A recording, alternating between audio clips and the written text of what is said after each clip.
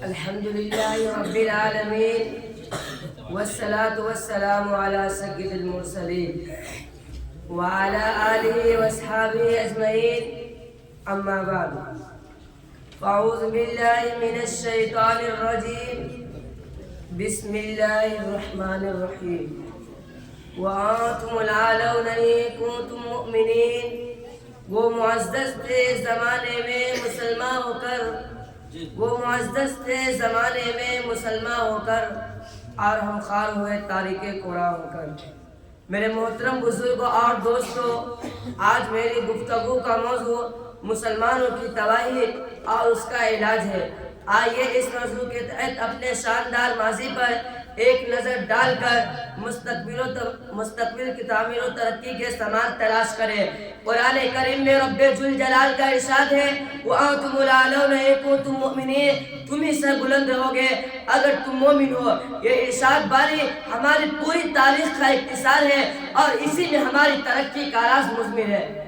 تاریخ کے سینکڑوں واقعات یہ بتانے کے لیے کافی ہے کہ جب بھی ہمارا رشتہ اللہ سے اور اس کے دین سے مضبوط رہا، سربلندی اور کامیابی نے ہمارے قدم چومے،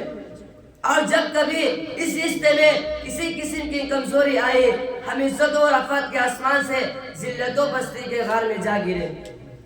تاریخ ہمارے سامنے جنگ بدر کی مثال پیش کرتی ہے۔ جنگ بدر میں جو کامیابی ہوئی وہ صرف اسی رشتے کی مضبوطی کی بنیاد پر ہوئی، ورنہ اگر کامیابی ہوتی تو کفار مکہ کی ہوتی، کیونکہ کفار مکہ 1000 تھے اور بڑے جوش و خروش کے ساتھ تھے۔ ان کے پاس 700 اونٹ اور 200 گھوڑے، نیز سب کے پاس تلوار اور دیگر جنگی ہتھیار موجود تھے۔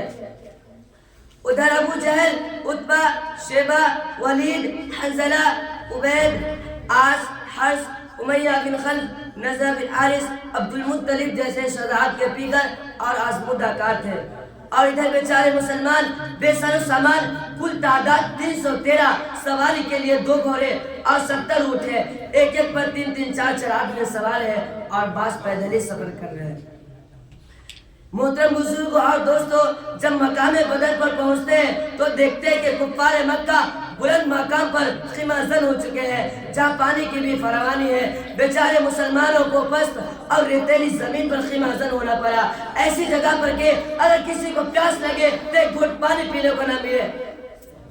الغرض جنگ کے اندر جتنے اسباب اور جتنی چیزوں کی ضرورت پڑتی ہے وہ سب کفار مکہ کو حاصل تھی، مگر جب لڑائی شروع ہوتی ہے تو کفار مکہ گاجر مولی کی طرح کاٹے جاتے ہیں۔ کفار مکہ کا سب سے بڑا سردار ابو جہل 2 بچوں معاذ اور معین کے ذریعے مارا جاتا ہے، اور عبداللہ بن مسعود اس کو سر کے جسم سے جدا کرتے ہیں۔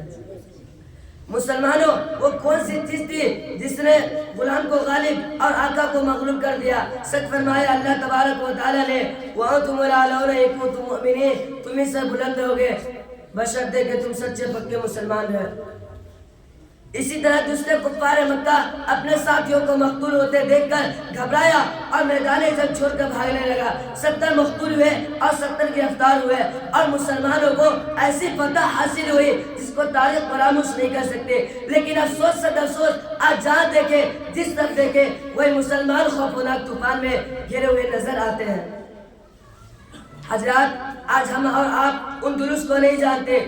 حالانکہ یہ اندلس ایک وقت میں مسلمانوں کی سب سے بڑی طاقت اور حکومت تھی، پوری دنیا میں شان و شوکت کی صورت تھی، اور وہاں تقریباً 750 سال مسلمانوں کی حکومت رہی، اور آج وہاں کی حالت یہ ہے کہ ایک مسلمان بھی نام لینے کو نظر نہیں آتا۔ ملک برما میں مسلمانوں کو بے گھر کیا گیا، ملک برما میں مسلمانوں کا قتل عام ہوا، عزت و آبرو کو پائمال کیا گیا، ہزاروں نوجوانوں کو قتل کر دیا گیا، بے شمار عورتوں کو شہید کر دیا گیا، معصوم بچوں کو ان کی ماں کی گود سے جدا کر دیا گیا، علماء کرام کو سخت سے سخت سزا دی گئی، جبکہ ملک برما میں مسلمانوں کی بہت بڑی تعداد موجود تھی۔ میرے محترم بزرگوں، آپ دور نہ جائیں، خود اپنے ملک کو دیکھیں کہ آج ہمارے ساتھ کیا نہیں کیا جا رہا ہے، کون سے ایسے مظالم ہیں جن کو ہم برداشت نہیں کر رہے، حالانکہ اسی ملک کے اندر ہماری حکومت رہی ہے، اور آج ہماری حالت یہ ہے کہ ہم اطمینان کے ساتھ زندگی نہیں گزار سکتے ہیں۔ کسی شاعر نے کیا خوب کہا ہے، سوئی ہوئی قوم جاگ اٹھی، بیدار مسلمان سوتا ہے، بے رہ قلب مومن میں افضل و ایمان سوتا ہے۔